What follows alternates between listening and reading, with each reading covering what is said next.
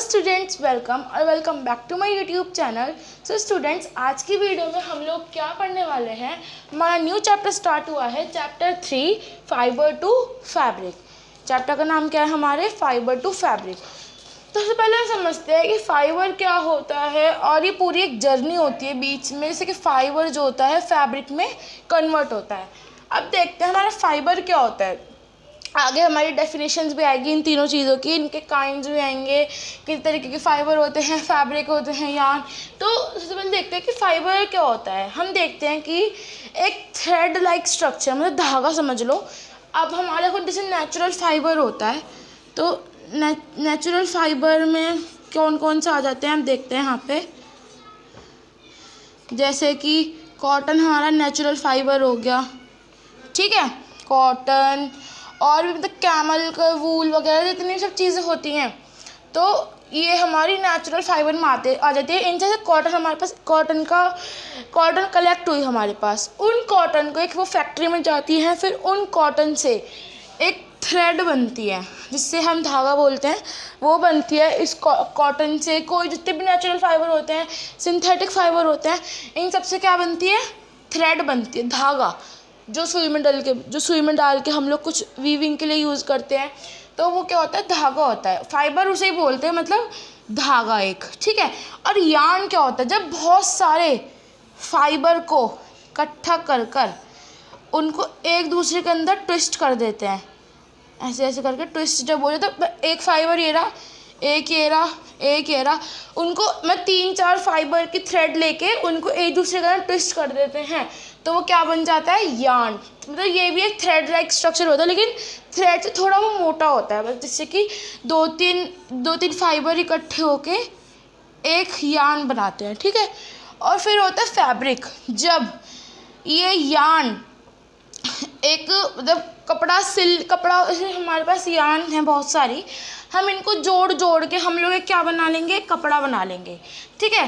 जैसे अब हम इसी पहन रखा है, ये एक किससे बन रखा है, पहले फाइबर था, फिर यार्न में कन्वर्ट हुआ, फिर एक फैब्रिक में कन्वर्ट हुआ, फिर फैब्रिक में कन्वर्ट होने के बाद हमने इसको अपने बॉडी के उसमें लगाने सिलवा लिया। तो ऐसे ही ये क्या है, एक तरीके का, मतलब पहले हमारी फाइबर कन्वर्ट हुआ, पहले फाइबर मिला हमको, फिर फाइबर को हमने यार्न में कन्वर्ट करा, 2-3 थ्रेड एक साथ ट्विस्ट करके, फिर हमने यार्न को फैब्रिक में कन्वर्ट किया। फैब्रिक मतलब किसी कपड़े में, जो बोलते हैं ना कि अलग अलग तरीके के फैब्रिक आते हैं, तो जैसे कपड़ा है, मतलब जब यार्न को जोड़ के एक कपड़ा बने, उसको क्या बोलते हैं हम लोग, फैब्रिक। अलग अलग तरीके के फैब्रिक होते हैं, कॉटन फैब्रिक, नायलॉन, ऐसे करके ये हमारी एक जर्नी होती है। हम पूरा इसको मतलब अंदर डीप तक पढ़ेंगे इस चैप्टर में। तो हम लोग स्टार्ट करते हैं चैप्टर को, फाइबर टू फैब्रिक। पहेली and भूजो won the first prize in a science quiz competition held at their school। जो पहेली और भूजो थे, उन्होंने फर्स्ट प्राइज जीता अपने साइंस क्विज कंपटीशन में, जो कि उनके स्कूल में हुआ था। They were very excited and decided to use the prize money to buy clothes for their parents।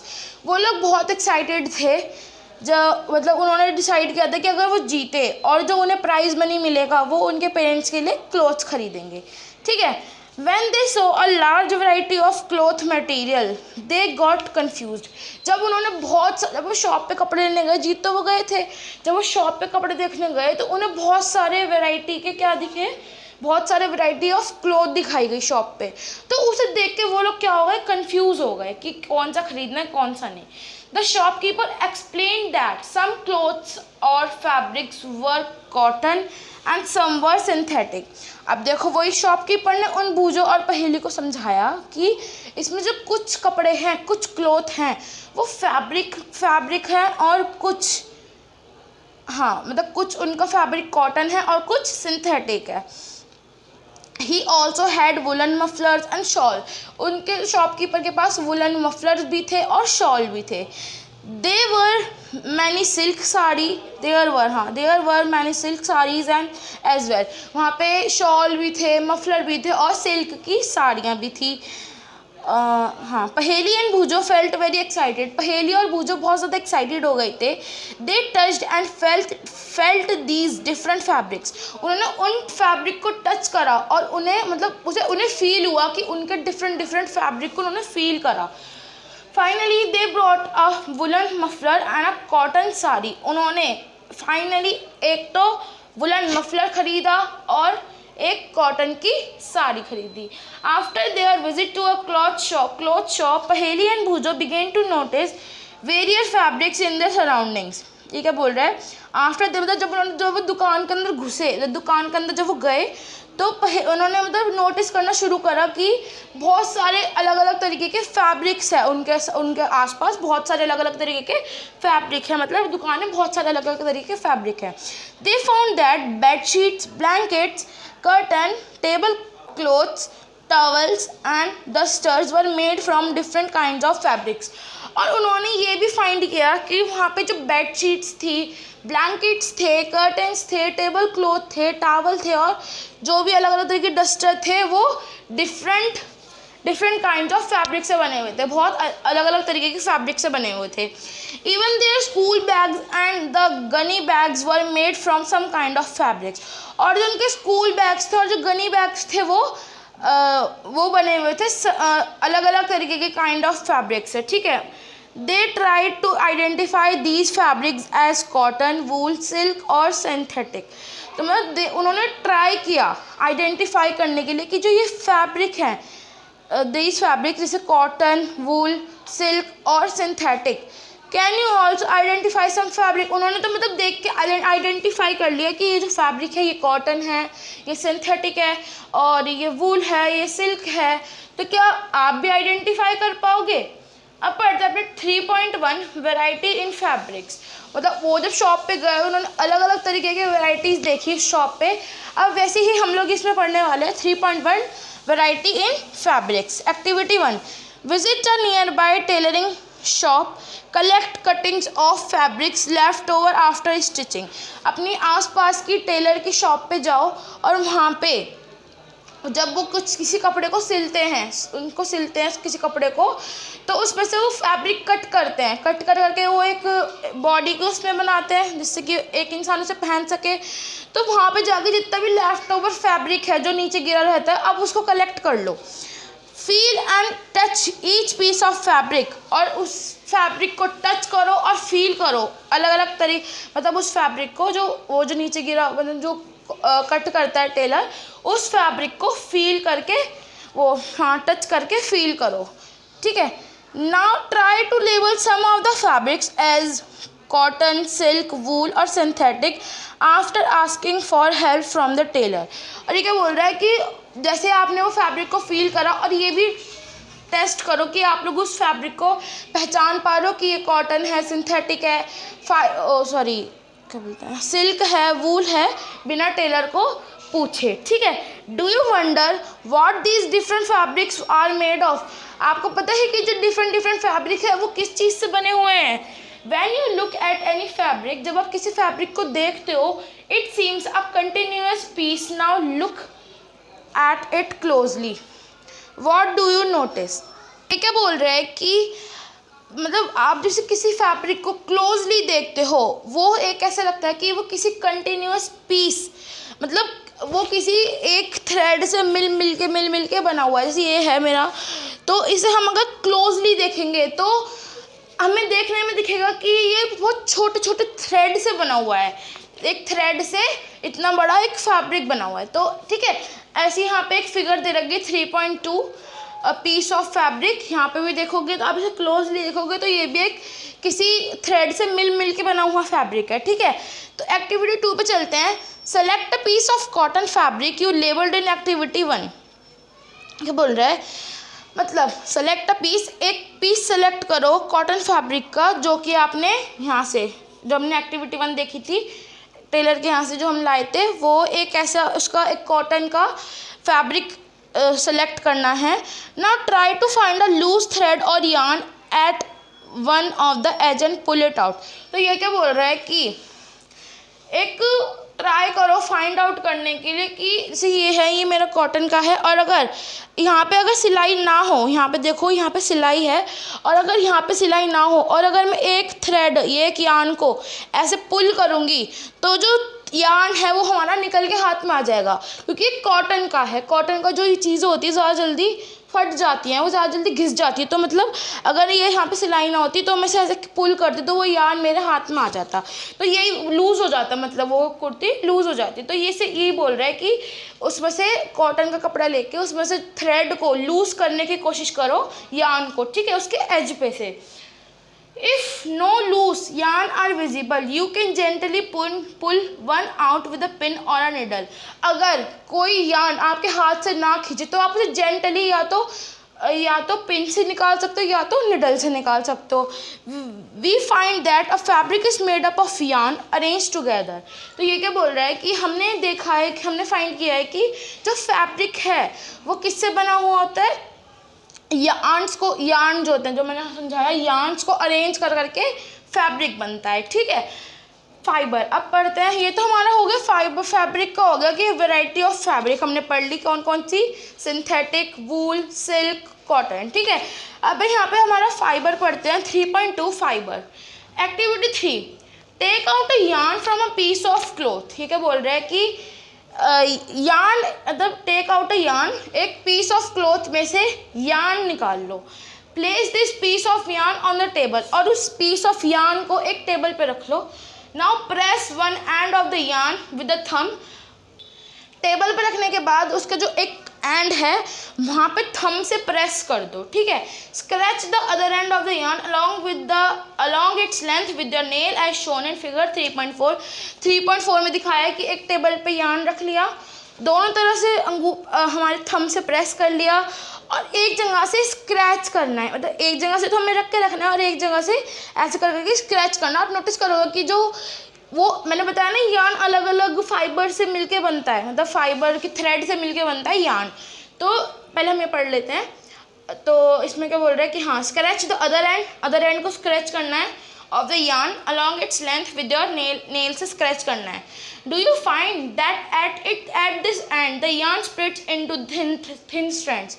ये क्या बोल रहा है कि अगर हम, ये देखो यहाँ पे, अगर हमने यहाँ पे यार्न रख लिया, ठीक है, हमने यहाँ से इसे ग्रिप कर लिया, यहाँ से थंब से ग्रिप कर लिया, और अगर हम यहाँ से स्क्रैच करेंगे, मतलब यार्न को अगर हम ऐसे करके घिसेंगे, तो आप लोग देखोगे कि जो यार्न का जो एंड है वो अलग अलग, मतलब सेपरेट हो जाएगा, है ना। मैंने आपको पहले बताया था कि जो यार्न होती है वो अलग अलग थ्रेड से मिलकर बनती है, ठीक है। तो सेम वैसे ही अगर आप इसको यहाँ पे स्क्रैच करोगे तो यार्न के जो पीसेस होंगे वो अलग अलग सेपरेट हो जाएंगे स्क्रैच करने के बाद, क्योंकि वो ट्विस्ट होते हैं, और अगर ट्विस्ट करी चीज़ों को हम स्क्रैच करेंगे तो वो अलग अलग सेपरेट हो जाएगी, उसके जो यार्न के जो थिन स्ट्रैंड सेपरेट हो जाएंगे, आपको अलग थोड़े थोड़े थिन स्ट्रैंड्स दिखेंगे, ठीक है। You might have observed something similar when you try to thread a needle। हाँ, अभी क्या बोल रहे हैं कि आपने एक कभी ना कभी तो ऑब्जर्व किया होगा कि जब आप लोग एक निडल में थ्रेड डालते हो, एक सुई में जब आप लोग क्या बोलते हैं थ्रेड डालते हो, धागा डालते हो, तो उसके ना थोड़े से जो आगे के उसके कॉर्नर्स पे हम डालते हैं तो वो जल्दी से अंदर जाता नहीं, उसके जो थोड़े थोड़े स्ट्रैंड्स होते हैं वो, या स्ट्रैंड्स जो होते हैं वो थोड़े थोड़े बाहर निकले वो होता है, जिससे कि जो हमारी थ्रेड है वो अंदर अच्छे से अंदर नहीं जा पाती। Many a time the end of the thread is separated into few thin strand. हाँ, ये भी सही बोल रहा है कि ज़्यादा समय हम जब भी हम निडल में थ्रेड डालते हैं, the end of the thread, जो थ्रेड का जो एंड होता है वो सेपरेट हो जाता है, किसमें, फ्यू थिन स्ट्रैंड्स में, अलग अलग थिन स्ट्रैंड्स में सेपरेट हो जाता है, जिससे कि हमारी जो थ्रेड होती है वो निडल में जाने में बहुत प्रॉब्लम करती है, जिससे कि जो अलग अलग उसके जो पार्टिकल्स होते हैं थ्रेड के वो अलग अलग सेपरेट हो जाते हैं। This makes it difficult to pass the thread through the eye of the needle. जो निडल, ये भी वही बोल रहे जो मैंने समझाया, निडल की आई में वो नहीं जा पाती थी, निडल की आई में, क्योंकि वो सेपरेट हो जाती तो वो प्रॉब्लम करते अंदर जाने में। The thin strands of thread that we see are made up of still thinner strands called fiber। तो ये क्या बोल रहा है, हम फाइबर दोबारा एक्सप्लेन कर देते हैं। The thin strands of thread, अब एक यहाँ पे थ्रेड है, ठीक है, thin strand of thread that we see, और यहाँ पे स्ट्रैंड होते हैं थ्रेड के, कॉर्नर पे होंगे, जैसे कि हम जब अंदर नहीं जा पाती सुई। The thin strand of thread that we see, हमें जो दिख रहे हैं, are made up of still thinner strands, ये भी बहुत छोटे छोटे स्ट्रैंड से बने हुए होते हैं, तो वो क्या कहलाते हैं, फाइबर। अब दोबारा एक्सप्लेन कर देती हूँ। अब एक थ्रेड है, ठीक है, ये है थ्रेड, और इस थ्रेड के यहाँ पे अलग अलग स्ट्रैंड्स होते हैं, जैसे कि वो थोड़ी सी खुल जाती है, ठीक है।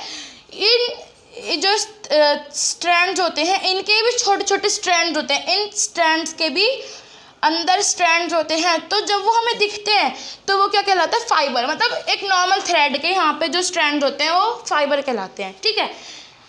वो छोटे छोटे फाइबर से स्ट्रैंड से मिलकर एक फाइबर बनता है, ठीक है। Fabrics are made up of yarns, जो फैब्रिक होता है वो यार्न से मिलके बनता है, and yarns are further made up of fibres, और जो यार्न्स होते हैं वो फाइबर से बनता है, और फैब्रिक जो है यार्न से बनता है, ठीक है। Where do these fibres come from, ये फाइबर्स कहाँ से आते हैं। The fiber of some fabrics such as cotton, jute, silk and wool are obtained from plants and animals. अभी क्या बोल रहा है कि जो फाइबर है, जो कुछ फैब्रिक का जो फाइबर है वो हमें सच जैसे कि कॉटन, ज्यूट, सिल्क, वो किससे, मतलब हमें किससे मिलते हैं, या तो प्लांट से या तो एनिमल से। वूल एनिमल से, सिल्क एनिमल से, ज्यूट प्लांट से। तो ये सब हमें किससे मिलते हैं, या तो प्लांट से या एनिमल से। तो कुछ फैब्रिक हमें प्लांट या एनिमल से मिलते हैं। और जो फैब्रिक, जो फाइबर प्लांट और एनिमल से मिलते हैं वो कौन से फाइबर कहलाते हैं, नेचुरल फाइबर कहलाते हैं। जो प्लांट्स और एनिमल से हमें फाइबर मिलते हैं वो नेचुरल फाइबर कहलाते हैं। Cotton and jute are example of fibre obtained from plants. अभी क्या बोल रहे हैं कि जो कॉटन है और जो ज्यूट है वो कुछ एग्जाम्पल है जो कि हमें प्लांट से मिलते हैं, ठीक है। Wool and silk fibre obtained from the animals, और जो वूल है और जो सिल्क है वो हमें किससे मिलते हैं, एनिमल से। वूल is obtained from the fleece of sheep और गोट। वूल हमें किससे मिलती है, शीप और गोट से। It is also obtained from the hair of rabbit, rabbit के हेयर से भी मिलती है। याक एंड कैमल्स के भी हेयर से मिलते हैं, याक के भी। Silk fibre is drone cocoon of silk worm, और सिल्क फाइबर होते हैं वो किससे ड्रोन होते हैं, कुकून होते हैं, एक कुकून सिल्क वॉर्म से मिलती है हमको सिल्क, ठीक है। For thousand of year natural fibre were the only ones available for making fabric. बहुत थाउजेंड ऑफ ईयर से, मतलब थाउजेंड ऑफ ईयर तक एक मतलब नेचुरल फाइबर ही यूज़ होते थे फैब्रिक बनाने के लिए। In the last 100 years also fibre are also made from chemicals, और जो लास्ट अभी 100 ईयर्स चल गए थे तो उनके मतलब लास्ट 100 ईयर पहले शुरू हुआ था कि जो फैब्रिक है वो केमिकल सब्सटेंस से भी बनने लग गए थे, which are not obtained from plants and animal, जो कि प्लांट्स और एनिमल से हमको नहीं मिलते थे। These are called synthetic fibre, वो कौन से फाइबर कहलाते थे, synthetic fibre. Some examples of synthetic fibre are polyester, nylon and acrylic. तो ये क्या बोल रहा है कि मतलब जो हमें प्लांट्स और एनिमल से मिलते थे वो कौन से फाइबर होते थे, नेचुरल फाइबर, और वो प्रीवियस 1000 ईयर तक यूज़ होते आए थे। जब कोई नया मतलब न्यू फाइबर कन्वर्ट नहीं हुआ था तो नेचुरल फाइबर ही यूज़ होते थे प्रीवियस 1000 ईयर तक। और जो अभी 100 ईयर से हमारे मतलब कुछ फैब्रिक्स जो होते हैं वो केमिकल सब्सटेंस से भी बनना शुरू हो गए थे। तो जो फाइबर केमिकल सब्सटेंस से बनते हैं उन्हें क्या कहलाते हैं, सिंथेटिक फाइबर। सिंथेटिक फाइबर के एग्जांपल कौन कौन से हैं, नायलॉन, पॉलिएस्टर एंड एक्रेलिक। तो ये था हमारी आज की वीडियो। इसके अंदर हमने क्या पढ़ा, वैरायटी ऑफ फाइबर और फैब्रिक क्या होता है, ठीक है। तो स्टूडेंट्स ये थी हमारी आज की वीडियो। आई होप आपको अच्छी लगी होगी, और अगर आपको कोई डाउट हो तो आप लोग मुझसे कमेंट सेक्शन में पूछ सकते हो। मिलते हैं नेक्स्ट वीडियो में, तब तक के लिए बाय, थैंक्स फॉर वॉचिंग।